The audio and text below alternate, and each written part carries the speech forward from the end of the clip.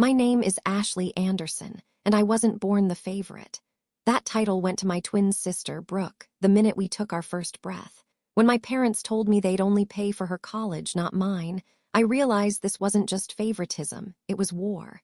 And if war was what they wanted, then they were about to learn I fight quiet, but I don't lose.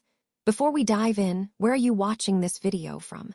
Drop your city or country in the comments. I'd love to know how far this story reaches.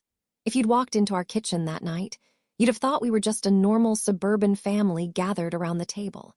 Mom in her favorite cardigan, Dad sipping black coffee, my twin sister Brooke flicking her perfectly manicured nails against her phone, and me, Ashley, sitting across from them, holding my breath like the air had turned to ice. "We've made a decision," my mother announced, setting her fork down like it weighed 100 pounds. "We're going to help Brooke with her college tuition." I blinked. "That's great." She didn't meet my eyes. "Only Brooke." My heart dropped. "You'll manage, Ashley," my dad added, as if this was something as simple as running errands. "You're the tough one." Tough, that word again. It was always tough when it came to me. Never brilliant, never exceptional, just tough. The kind of word people slap on someone they expect to survive no matter how hard they're dropped. I glanced at Brooke, sitting pretty in her designer hoodie, her phone screen reflecting in her eyes. She didn't even flinch. In fact, I swear she smirked. It was small, but it was there. Like she'd known this was coming all along. I stared at my parents, feeling the heat rise up the back of my neck. "So let me get this straight. You're going to pay everything for her and I'm just supposed to what? Figure it out." "You've always been independent," Mom said quickly, like that made it okay. "Brooke needs a little more help." "She needs more help," I repeated, my voice cracking at the edge. "Brooke gets everything handed to her. Since we were 12, she's had her own room, her own car, her own schedule while I—" "Don't turn this into a pity party," Dad cut in firm. "You're capable, you'll be fine." The chair scraped against the floor as I stood up. My fists were clenched so tight my knuckles ached. "Then don't expect me to play family cheerleader anymore." The silence that followed was thick enough to choke on. Brooke looked away, but not fast enough to hide the flicker of satisfaction on her face. I didn't cry, not then. Not even when I walked out the back door and stood on the porch, letting the cold Illinois wind smack me in the face like reality finally catching up. My chest felt tight, like it was folding in on itself. All I'd ever wanted was a fair shot. Not a handout, just fairness. But apparently, fairness was reserved for the sister who smiled more and broke less. They say twins share everything. But growing up, Brooke and I shared nothing, except our birthday. And now we wouldn't even share a future. The smell of grease had already sunk into my skin by 10 a.m., and I still had 7 hours to go. Margie's diner wasn't glamorous. Plastic booths, coffee stains on every menu, and a jukebox that hadn't worked since the Obama administration. But the tips were decent, and for the first time in my life, every dollar felt like armor. "Order up." Frank called from the kitchen, his apron streaked with mustard. I grabbed the plates, burgers, extra pickles, no onions, and slid them onto table 6 with a practiced smile. "Thanks, sweetheart," the customer grunted, already elbow-deep in fries. "Enjoy," I said, though I barely heard myself. My legs ached, and I was running on 3 hours of sleep. But every hour I worked meant one less hour feeling helpless. At the counter, Lizzie leaned against the soda machine, arms crossed. She was one of the regulars, mid-30s, curly hair in a messy bun, sharp as a tack with a tired kindness in her eyes. "You doing doubles again?" I nodded, tying my apron tighter. "Yeah, gotta stack hours before classes start." She whistled low. "That's the 3rd double this week." "I'll sleep when I graduate." Lizzie raised an eyebrow. "You always this stubborn, or is it a recent development?" "Recent," I admitted. "You ever feel like the people who are supposed to help you just watch you drown instead?" She didn't blink. "You're talking to a woman whose ex took her car, cat, and credit score. So yes, frequently." I laughed, genuinely this time, and that caught me off guard. I hadn't done that in days. "Seriously, though," she added, her voice softening, "you okay?" "I'm exhausted," I said honestly. "But I'm not handing my life to them on a silver plate. If I have to serve burgers for the rest of the summer, so be it." "Sounds like you've got a little fire in you." I thought about that, about how fire didn't have to mean loud or explosive. Sometimes it meant burning quietly, steadily, until the whole world had to feel your heat. While Brooke was off in Miami, sipping overpriced lattes and posting spontaneous bikini photos captioned sunkissed and stress-free, I was scrubbing ketchup off booths and calculating textbooks against rent. Our parents hadn't even blinked when she left for her summer getaway, paid for with the money they didn't have for my tuition. My phone buzzed in my apron pocket, a new post from Brooke. A pool, a margarita. A caption that read, "Work hard, play harder, winking face, work hard." I nearly laughed. Her definition of work was choosing a nail color. The bell above the door jingled as a couple walked in, and I straightened automatically. "Welcome to Margie's, grab a seat anywhere, I'll be right with you." It was strange, really. How easily I slipped into this role. The smiling server, always ready, always pleasant. No one here knew I was one half of the perfect twins from Greenbrier Lane. No one knew about the late nights I cried into my pillow while Brooke got credit for everything that came easy. But maybe that was the point. Here I was just Ashley. No comparisons. No shadows. Just a girl trying to earn her way out. During my break, I sat on the curb behind the diner, sipping a warm Coke and texting the community college advisor. My fingers hesitated before hitting send. I didn't have everything figured out. Still needed to finalize my FAFSA, buy used books, maybe sleep. But I'd make it work. I had to make it work. Back inside, as the lunch rush swelled, I moved faster, plates, refills, small talk, smiles. My back ached and the soles of my shoes stuck to the floor in places. But every thank you, every dollar tossed into my tip jar, was a little piece of freedom. Across town, Brooke was probably sipping something chilled with her name written in caramel on the lid. But in that moment, sweating over hash browns and watching the diner hum with life, I knew something she didn't. I knew how to stand. And one day soon, they'd all see it too. The dining room was drenched in golden lamplight, casting soft shadows over the polished table and perfectly arranged dishes.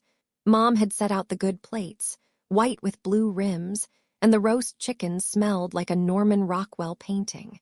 It looked like a celebration. Too bad it didn't feel like one. Brooke was mid-laugh, swirling her wineglass, basking in the attention like she always did. "So," she announced with a glint in her eye, "guess whose exam results came in?" Dad leaned forward eagerly. "Let's hear it." "Straight A's," she said, like it was effortless. Like she hadn't coasted by on charm and private tutoring paid for with money my name had apparently never earned. Mom clapped, genuinely delighted. "That's our girl." Brooke gave me a sideways glance, all innocence and gloss. "I guess all that studying paid off," she added, as if it were some humble afterthought. My fork hovered above my plate. I'd barely touched the chicken. My head pounded from the double shift I'd worked the night before, and the only thing I'd studied harder than my notes was how to stay awake through a 5 a.m. commute. "Congratulations," I said, voice even. Brooke smiled like she'd just donated a kidney. "Thanks. What about yours, Ash?" My breath caught. I hadn't meant to bring it up. Not here. Not with the table set like we were a family again, but I wasn't going to lie. "I didn't do as well as I hoped," I said slowly. "But considering I've been working until midnight most nights just to cover books, I think I did okay." There was a beat of silence. Mom sliced into her chicken, eyes still fixed on Brooke. "Maybe if you focused more and whined less, you'd see better results." I blinked. The comment landed like a slap across the face. "I wasn't whining," I said, setting my fork down. "I was just explaining there's a difference." Dad sighed. "Ashley, don't make everything a competition. Your sister's achievements don't take anything away from yours." But that's exactly what they did. Every time she soared, my effort was repackaged as attitude. Every time she stumbled, the world softened for her. But when I stumbled, I was told to try harder. Brooke stayed silent, feigning neutrality, but I could feel the heat of her satisfaction. She loved this, loved watching me play the bitter underdog while she coasted through every mile marker with an entourage of applause. "I worked twice as hard for half the praise," I murmured, not really intending to say it aloud. Mom's fork paused midair. "Maybe if you stopped keeping score and started pulling your weight without resentment, people would be more inclined to notice." That did it. "Pulling my weight," I said, trying to keep my voice from cracking. "I've been pulling my weight and hers since we were kids." Who packed Brooke's science fair board the night before the expo? Who edited her college essays when she couldn't get the wording right? Who skipped her own shift last month to drive her to the airport? Dad's expression darkened. "This isn't the place for this, Ashley." "No," I said, rising to my feet. "Apparently there's never a place for me." The chair scraped sharply as I stood up, the sound jarring in the polished quiet. "I'm done pretending this is fair," I added. "You've made it clear who gets the support and who gets the scraps.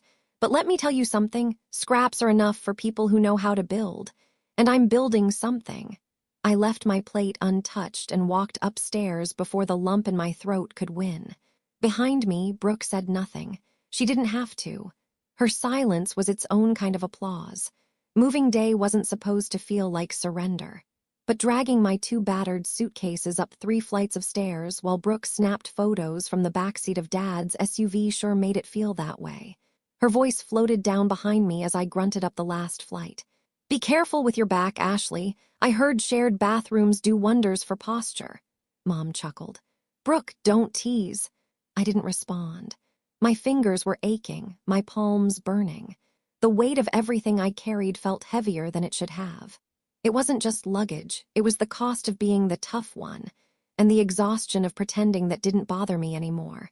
They didn't even come in. I got a side hug, a lukewarm, "We're proud of you, sweetie." And then they were gone off to help Brooke arrange furniture in her luxury off-campus apartment, a birthday gift 6 months early. And me? I stood alone outside dormitory C, watching their car disappear into the distance. One twin speeding toward polished floors and catered orientation brunches. The other left behind with a dorm key and a dented suitcase that barely zipped. Room 3B, that was mine. The door creaked open into a space the size of our old laundry room. Twin bunk beds. A single window with a warped screen. Beige walls covered in decades of command hook scars. But still, mine. I dropped my suitcase and let out a breath I hadn't realized I'd been holding since May. The air inside was hot and stale, but full of something that felt like possibility. I moved slowly, taking it in, tapping the desk, opening the closet, checking out the ancient radiator, and then the door flung open behind me. A girl with wild curls and smudged eyeliner stood in the doorway, balancing a crate of records and a box labeled caffeine or die. She grinned. "Tell me you're not the type who sets an alarm for 6 a.m. yoga. Not even by accident. Praise be, I'm Maya. Ashley." She kicked the door closed with her foot, setting her things down with a loud thunk. "Looks like we're bunkmates in the land of institutional beige." I smiled, unsure of what else to say. She dropped to the floor, legs crisscross, and cracked open a can of root beer like we'd known each other for years. "You're from around here?" she asked. "Yeah, suburbs." Her eyebrows shot up. "Lucky I'm from Peoria, 3 hours and 2 anxiety attacks away." I chuckled. "At least your parents brought you." They did. Then cried dramatically and took the rest of the root beer. I'll miss them, eventually. That cracked me up more than it should have. Something in me softened. I hadn't realized how tightly I'd been wound since the night of that dinner, since hearing my mother tell me to whine less while Brooke was showered with praise for doing what I was too exhausted to do perfectly. Maya must have sensed it. "Bad summer. You have no idea." I didn't mean to unpack it, but something about her made me want to. I told her everything, the kitchen conversation, the double shifts, the family portrait painted in unequal strokes, how my twin was drinking mojitos by the beach while I scraped ketchup off diner floors.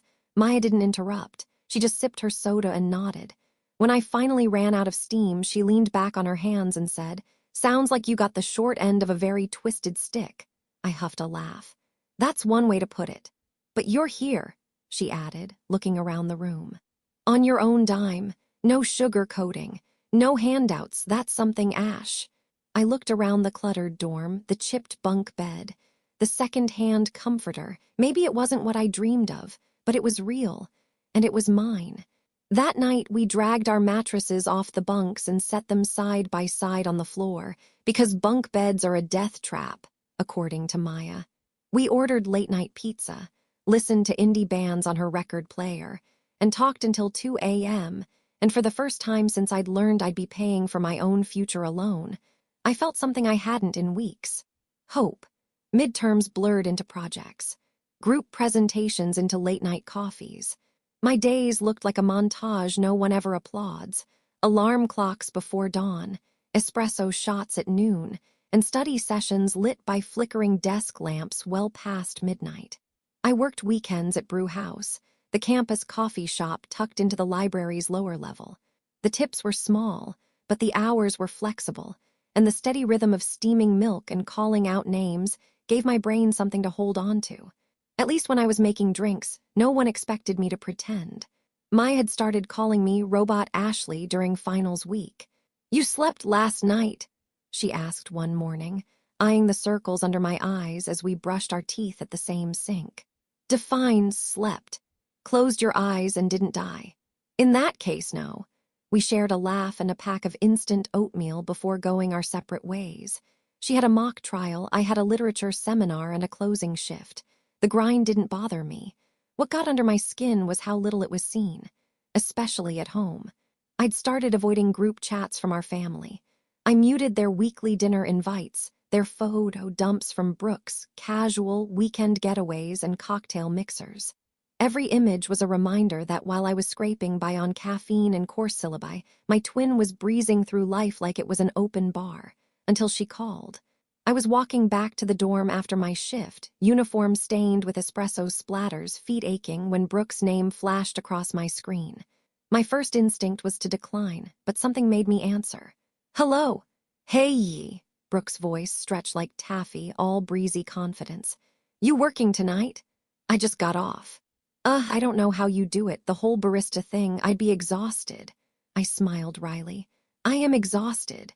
She giggled like we were best friends catching up. "I was just thinking you really pull off that whole working girl vibe, super independent, like very Pinterest meets grit." I stopped walking. Let that sit. "I'm not pulling off a vibe," I said evenly. "I'm surviving." There was a pause, long enough for me to imagine her chewing on the edge of her manicured thumbnail. "Well, anyway," she said quickly, "just wanted to say hi. Mom's been asking how school's going." I wondered if Mom actually had, or if this call was Brooke's latest way of collecting proof that she was still the polished, concerned sibling. "Tell her I'm doing fine." Another pause. "Okay, cool, well, I'll let you go, love ya." "Bye, Brooke." I didn't say it back. Back at the dorm, I kicked off my shoes and found Maya sprawled across her bed, surrounded by flashcards and chip crumbs. "Was that your sister?" she asked without looking up. "Yeah, apparently I've got a vibe now." "Ah yes, the barely functioning from exhaustion while being underfunded and overachieving aesthetic. Super trendy." We both laughed, but something inside me stayed tight. That call had reminded me of the line we'd been walking our entire lives, her on the plush side, me on the grit. She got credit for charisma. I got silence for effort. But lately, things were shifting. Slowly, quietly. I'd passed my literature midterm with the highest score in my section. My professor had pulled me aside after class, her eyes warm behind her glasses. "You're onto something special, Ashley. Keep digging." And I had. I'd started researching internships, scholarships, fellowships. Every ship that might get me closer to the life I wanted. One built by me, not inherited through family bias or pretty smiles. Meanwhile, rumors started floating down through mutual acquaintances, Brooke skipping classes, missing deadlines, saying she was too overwhelmed to handle group work but somehow still managing spa appointments and influencer brunches. I didn't say anything. Not yet. Let them underestimate me. Let her underestimate herself, because I wasn't just surviving anymore. I was planning. I should have seen it coming. The aching joints. The constant chills. The way I kept rereading the same paragraph in my textbook but couldn't retain a single word. My body had been whispering its warnings for weeks. I just kept silencing it with caffeine, willpower, and denial. Because resting wasn't an option. Rest meant slowing down. And slowing down meant falling behind. It started on a Tuesday. I was on my second back-to-back shift at the coffee shop. One person had called out, the register froze twice, and I'd spilled an entire pitcher of oat milk down the front of my apron. By the time I clocked out, I felt like I was walking underwater. My limbs moved, but not on time with my thoughts. My forehead buzzed, my breath came short. Maya noticed the second I walked into our dorm. "Whoa," she said, setting aside her laptop. "You look like you just got mugged by finals week." I laughed hoarsely and waved her off. "I'm fine. You say that every time you look like death. I'm just tired." She tossed a blanket at me. Then lie down, eat something. I've got 3 readings due tomorrow and an outline to finish. Ashley. Her voice stopped me. Quiet. Firm. You've done everything alone since the semester started. Just let yourself breathe for 5 minutes. I didn't make it 5. 3 minutes later, I was coughing so hard I doubled over, and then everything tilted. The room spun. My legs gave out. The last thing I remember was Maya's voice, sharp, scared, saying my name over and over. When I came to, I was surrounded by sterile white, beeping machines, the faint scent of disinfectant. My throat burned, and my head felt like it had been split open and resealed with duct tape. I blinked against the light and tried to sit up. Whoa, don't move. Maya was there, her voice gentler now, her hand gripping mine. You're in the campus clinic. You passed out, Ash. What happened? Fever, exhaustion, dehydration. She exhaled sharply. You've been running on fumes for so long, I'm surprised your body held out this long. I stared at the ceiling. The truth landed heavy in my chest. I'd pushed myself past the point of endurance, not out of ambition, but out of necessity, because I didn't have a backup plan, because no one was catching me if I fell. Except Maya. I turned my head toward her. I'm sorry. Don't be. I thought I could just keep going. You've been carrying too much for too long, she said, squeezing my fingers. That's not strength, that's survival mode. A tear slid down my cheek before I could stop it, not from pain, but from the rawness of being seen. I can't afford to stop now, I whispered. I've come too far. I know, she said softly, but you also can't afford to collapse. What's the point of building a future if it breaks you in the process? I stared at the IV drip beside me.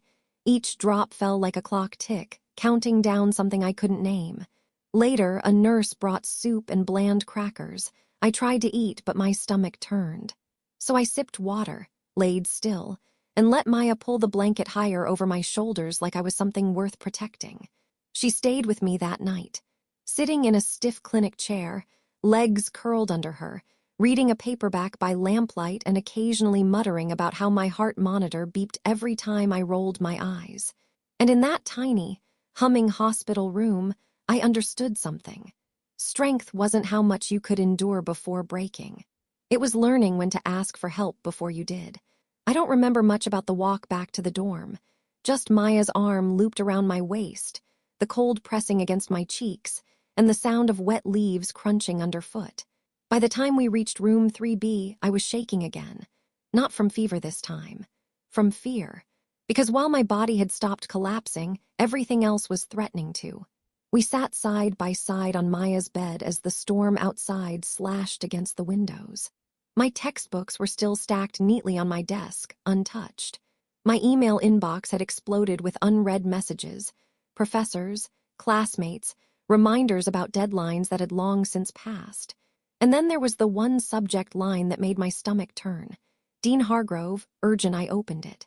Ashley, we've been informed of several missed assignments and absences. Please meet with me tomorrow at 10 a.m. in my office to discuss your academic standing. Best, Dean Thomas Hargrove, that was it. No context, no tone, just the kind of email that made you wonder if everything you'd worked for was about to disappear. I'm going to lose everything, I whispered, clutching the phone like it could bite. Maya turned toward me, eyes sharp. No, you're not. I missed 2 midterms. I've barely submitted anything this week. If I get academic probation, I lose my grant. If I lose my grant, then we fight for it, she interrupted. I stared at her, my voice brittle. With what, Maya? I can barely stand without help. I've got $40 to my name and a cold calling card from a dean who probably doesn't even remember my face. She didn't flinch. Then we remind him. Lightning flickered outside. Thunder rolled like distant applause. In that moment, everything I'd buried, all the panic, the pressure, the loneliness, boiled to the surface. My throat burned. My chest felt hollow.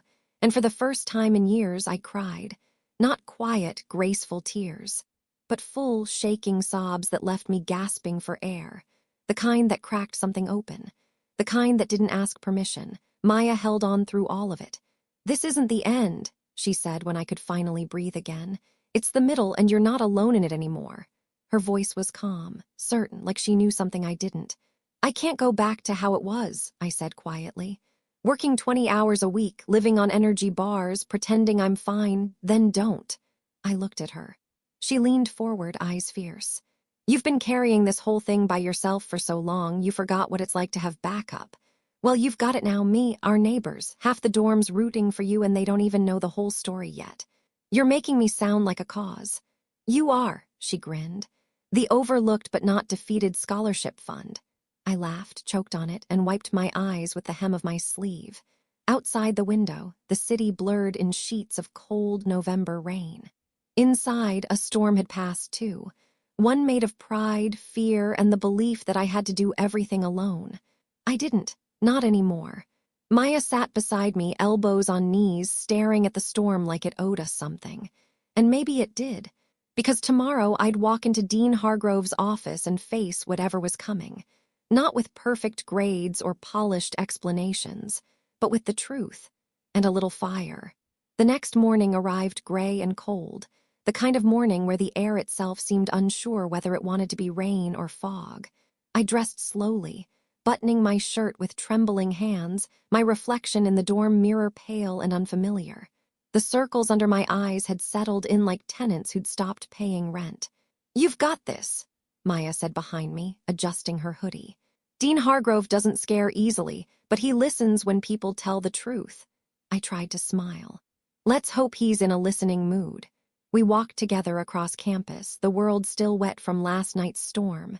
The trees dripped, the sidewalks glistened, and my boots made soft splashes in the puddles. The buildings loomed like witnesses. Every step felt heavier than the last. When I reached the oak-paneled door of the dean's office, I turned to Maya. Wait for me. Always, she said, and nodded toward the door. Go show them who's really tough. I swallowed hard and went in.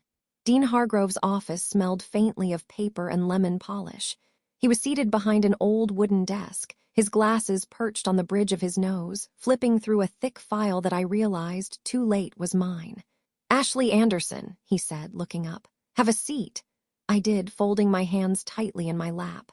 The clock ticked somewhere behind me, loud enough to make my pulse sink to it. He adjusted his glasses again. You've had an interesting semester. That's one way to put it, I said quietly. He studied the pages for a long moment. I see strong work here, very strong, then a sharp drop, missed exams, incomplete assignments, spotty attendance. You understand this pattern raises concern. Yes, sir. He looked at me, not unkindly. What happened? I hesitated. Every instinct screamed at me to sound composed, professional, controlled. But then I remembered Maya's words, tell the truth. I ran out of backup, I said finally. I worked 2 jobs to stay here. When I got sick, I thought I could power through it, but my body decided otherwise. His brow furrowed. You're supporting yourself entirely. Yes, sir, my parents are helping my twin sister. I didn't qualify for their financial assistance. He leaned back in his chair, considering that. That's unusual. Not in my family, I said softly.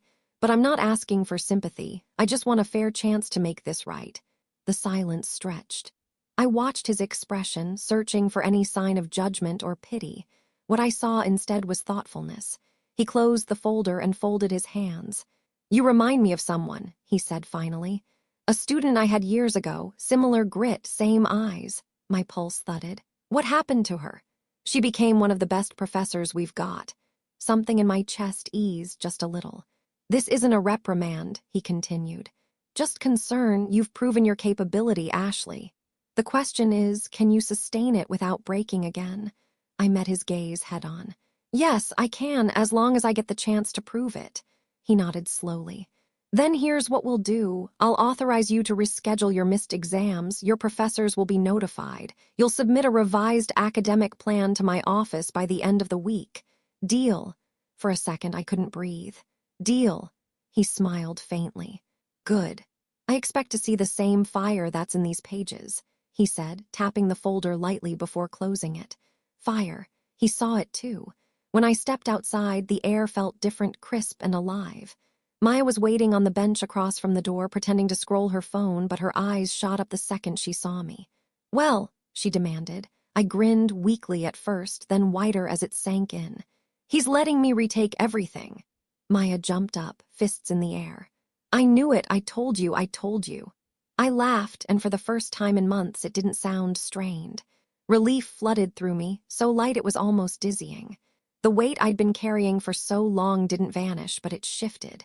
It became something I could manage, something I'd earned. Still, beneath the relief was something else. A quiet awareness that survival alone wasn't enough anymore. I'd been fighting to stay afloat, but maybe now it was time to swim, really swim, toward something better. We walked back to the dorm in the thin October sunlight. The puddles had dried. The sky had cleared. And somewhere deep in my chest, I felt it. A steady, growing warmth. The sound of survival turning into strength. Campus had a different rhythm after midterms. The frenzy of exam season left behind a quieter kind of urgency. Study groups camped out in every corner, whiteboards filled with frantic scribbles, and students exchanging coffee like currency. For the first time since arriving, I wasn't just surviving inside it. I was part of it. My email to the dean went through. Professors replied with new exam dates and make-up assignments, some stern, most understanding, but none more generous than Dr. Pennington, who wrote, "If you show up with the same fire I've seen in your essays, we'll get you across that finish line." That word again, fire. I didn't fully believe it yet, but I was willing to try it on. The dorm's community room became our base of operations. Maya pushed 2 study tables together and started calling it the war room. "Because we're not reviewing," she said, stacking flashcards like weapons. "We're retaliating." She wasn't kidding. Within 2 days, we had 5 people from our floor joining us. Daniel with his economics formulas, Nia with her bullet journal notes, Ahmed with color-coded cheat sheets. They didn't ask what I'd been through. They just showed up. "Okay, I've got snacks, coffee, and my lucky pens," Maya said one evening, tossing everything onto the table. "Now let's destroy the patriarchy, and by patriarchy I mean cumulative finals." I was too busy laughing to correct her logic. At first, I felt like an imposter sitting among them. These students who hadn't missed a step, who hadn't collapsed under the weight of working nights and living off vending machine crackers. But the more I contributed, the more I remembered what I could do. I was good at this. Ideas clicked. Connections formed. I started leading one of the study groups, breaking down literary themes with the same passion I used to reserve for private journal entries. People started showing up early just to get my take on symbolism. Maya called it the Ashley effect. "You're magnetic when you talk about stuff you care about," she said one night, sipping tea and flipping through my annotated copy of Beloved. Like, seriously. I'd sign up for a cult if you were handing out pamphlets. Thanks. It's a compliment, lead us, study queen." We burst into giggles, but beneath the humor was something else. Pride. A few days later, I overheard something I wasn't supposed to. I was walking past the cafeteria, earbuds in but not playing anything. Just a habit I picked up to dodge small talk, when I caught the tail end of a conversation near the vending machine. "Says she's been missing class all semester, but her parents think she's on the dean's list." "Classic Brooke," someone snorted. "Bet she's got a whole system of fake emails." I froze. They weren't talking about me. They were talking about her. I didn't stop. Just kept walking, heart thudding, mind racing. The idea of Brooke faking attendance and hiding it behind charm and Photoshop filters. It sounded outrageous until it didn't. Until I remembered how often she'd skipped responsibilities when we were kids. How easily Mom and Dad had believed her excuses. How she'd said, I need you to write this for me," like it was normal to offload everything onto someone else. I hadn't spoken to Brooke in weeks. Not since that night she called to comment on my working girl vibe. I'd been too tired to care about her Instagram-perfect life. But now I was paying attention. She'd always known how to perform for our parents. Knew exactly what they wanted to hear and how to say it in a voice that made them feel proud. But if what I just heard was true, then the entire image she'd built for them was a lie. Meanwhile, I was sitting in a room lit by desk lamps and dollar store fairy lights, earning every inch of progress the hard way. Something stirred in me. Not vengeance. Not yet. But awareness. That our paths were finally starting to split, not because she stumbled, but because I kept walking. The Andersons' dining room hadn't changed since I was 13. Same mahogany table. Same white china we only ever used for company and self-congratulation. Same chandelier that flickered whenever the heater kicked on. It was all too familiar, and yet, this time, Everything felt different. Maybe because I wasn't the same girl who used to sit here, trying to earn her place with perfect posture and forced smiles. Brooke was already seated when I walked in, dressed like she was headed to brunch with a reality TV crew. Glossed lips, white blazer, heels that clicked against the hardwood like punctuation marks. She glanced up. "Wow, you made it." "Barely," I said, sliding into my seat. "Midterms took their pound of flesh." Dad chuckled, carving into the roast. "That's our Ash, always dramatic." I didn't respond. I hadn't come here to perform. Mom passed the carrots to Brooke and asked how classes were going. Brooke, all practiced ease, leaned into her well-rehearsed monologue. "Oh, it's going great. One of my profs actually said I have a natural grasp of business dynamics. I've been asked to co-lead a mock brand strategy for one of the senior workshops." She sipped her wine. "But I try to stay humble." The table hummed with impressed noises. Even I almost believed her, the delivery was that smooth. Until I remembered what I'd heard in the cafeteria hallway, the faked attendance, the carefully edited illusion. I watched her closely as she talked, how her gaze flickered away from mine, how she avoided specifics, how she smiled too long as if trying to keep her story afloat with charm alone. "Sounds like you're thriving," Mom beamed. "I do my best," Brooke said, dabbing at her mouth with a linen napkin. They all turned to me. "And you, Ashley?" Dad asked. "How are exams going?" I looked down at my plate. Cut a single piece of chicken, chewed slowly, let the silence linger. "They're going fine," I said finally, voice neutral. I could feel Brooke's eyes on me then, a flicker of something sharp beneath the mascara and practiced cool. She knew what I wasn't saying, I knew what she was hiding. We were sitting in a minefield of secrets, hers wrapped in silk, mine forged in fire. "You haven't called much," Mom said, pouring more wine. "We figured you were just busy." "Very," I replied and left it there. Dinner continued, but something had shifted. Every fork clink, every refill, every polite laugh, it all felt forced, like a play where half the cast had lost the script. Brooke tried again. "You still working at that coffee shop?" "I am. Must be hard to juggle all that." "It is. But you've always been the grit over glamour type, right?" she said, voice light but her eyes sharp. I met her gaze. "And you've always been the smile through shortcuts type." Her jaw tensed. Our parents didn't seem to notice, or pretended not to, but I saw the message land. This wasn't just dinner anymore. It was a quiet war, and for once I wasn't the one flinching. After dessert, I helped clear the table in silence. Mom chatted about holiday plans. Dad joked about buying a new grill. Brooke lingered near the window, texting, probably updating her followers with a filtered photo of family time. As I grabbed my bag to leave, Dad patted my shoulder. "We're proud of you, you know." I gave him a half smile. "You should be." Then I turned to Brooke. Her expression was unreadable, maybe because it was cracking. "Take care, sis." I walked out into the cold, night air crisp against my cheeks, and exhaled the tension I'd held all dinner. The old Ashley would have left that table in tears. The new me, I left in control. The sun rose early that morning, golden and unbothered, stretching across the university lawn like it knew something beautiful was about to unfold. I stood in front of the mirror in my dorm room, adjusting my cap for the third time. My gown felt too long, the tassel kept tickling my cheek, but I didn't care. Not today, today was mine. The girl in the mirror didn't look like the one who cried on cafeteria floors or passed out from overwork. She looked steady. She looked earned. She looked proud. Maya burst through the door without knocking, arms full of flowers and a coffee cup with my name written in shaky cursive. "You did it," she grinned, handing me both. "You freaking did it." "We did it," I corrected, hugging her with one arm. "You were the engine behind the engine." We made our way to the quad, the crowd already forming in clusters of caps, gowns, and camera flashes. Parents waved from the bleachers. Professors lined up by the podium, squinting into the sunlight.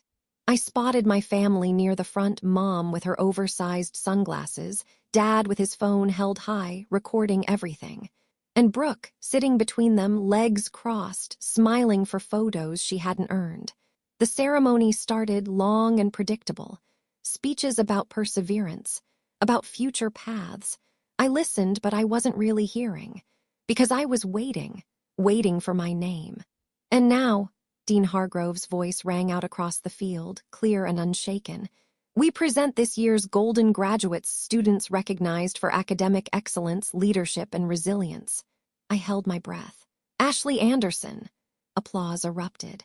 Not polite, not obligatory, but real, loud, raw. It echoed around the lawn like a wave that had finally found the shore. I stepped forward. Every step was a goodbye to who I'd been, to the girl who waited for permission to be seen, to the girl who stayed quiet while Brooke soaked in spotlight after spotlight. I accepted my honors cord, shook the dean's hand, and smiled. Not for photos, not for my parents, but for me. I returned to my seat, heart still pounding, eyes glassy, and then the real moment came. Dean Hargrove cleared his throat again. "Before we conclude today's ceremony," he said, scanning the crowd, "we must acknowledge an update to our academic records." A hush fell. Whispers started.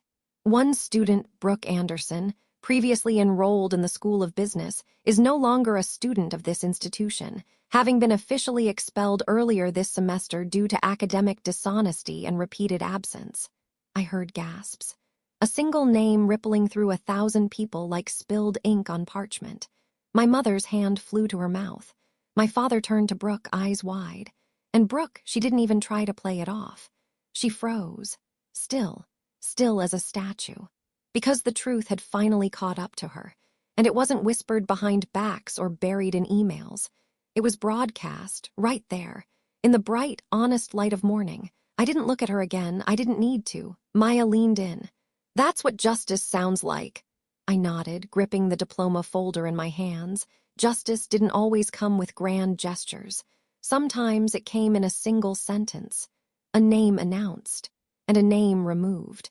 The elevator chimed softly as I tapped my new security badge, stepping into the 10th floor of an office that still smelled like fresh paint and ambition. Floor to ceiling, windows bathed the workspace in warm light, and everything, from the polished desks to the crisp branding on the glass walls, whispered, "New beginning, my first day." At Larkin and Rowe Marketing, one of Chicago's top firms. I didn't get here by luck, or family connections, or pretending. I got here by grit, by showing up, over and over again. "Welcome, Ashley," said a woman in a sleek blazer, handing me a welcome packet and smiling like she already knew I belonged. "We're so glad you chose us." Me too, I thought. As I settled into my corner workspace, a small team of new hires gathered for orientation. Laptops hummed to life. Laughter bubbled around coffee stations. I even caught my reflection in a glass partition, standing taller, shoulders back, finally no longer flinching at my own shadow. During lunch, I called Maya. "You crushed it, didn't you?" she said before I could even say hello.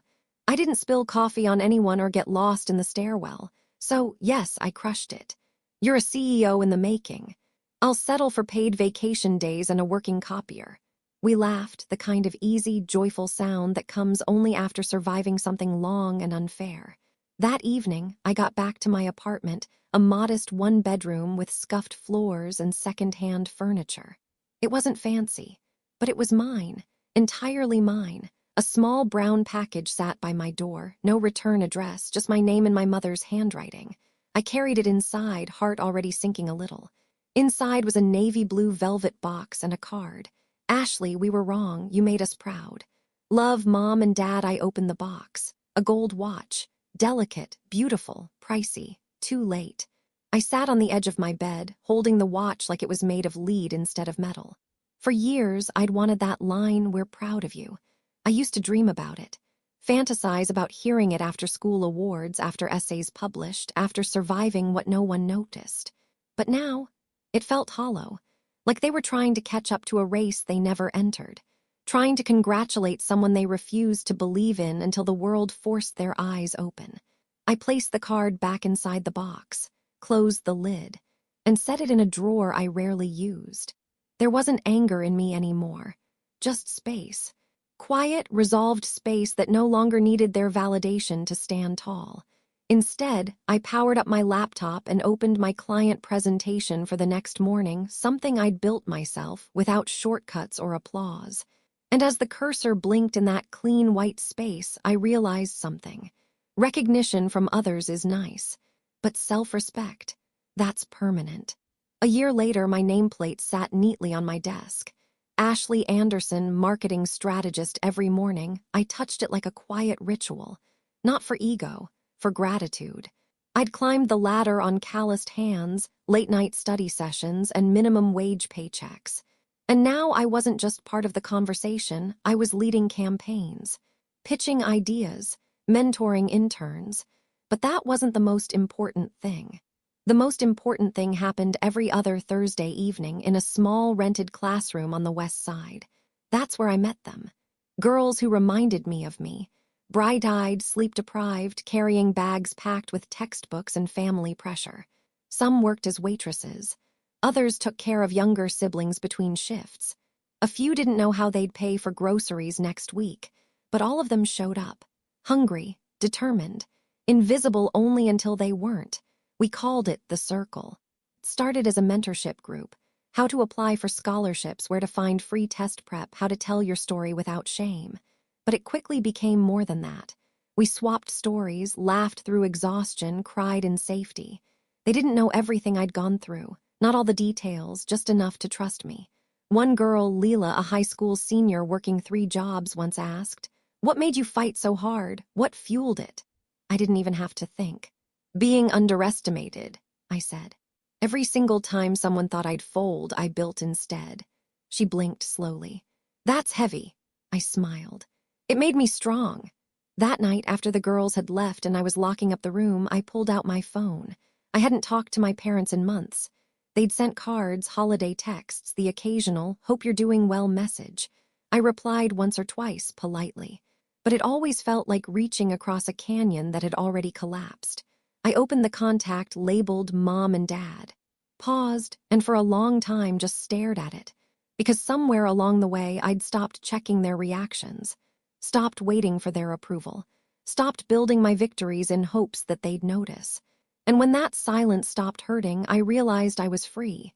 So I hit delete contact, a simple action. But it felt like finally putting down a heavy suitcase I'd carried across states, jobs, years, and broken expectations. I exhaled deeply. It wasn't bitterness. It was peace. The next day, Leela texted, "Got my full ride, I'm in, thank you." I smiled, replied with 3 heart emojis, and spun in my office chair once before getting back to work. Because that's what we do. We get underestimated. Then we rise. Then we reach back and make space for someone else to do the same. No spotlight needed. Just steady, earned light.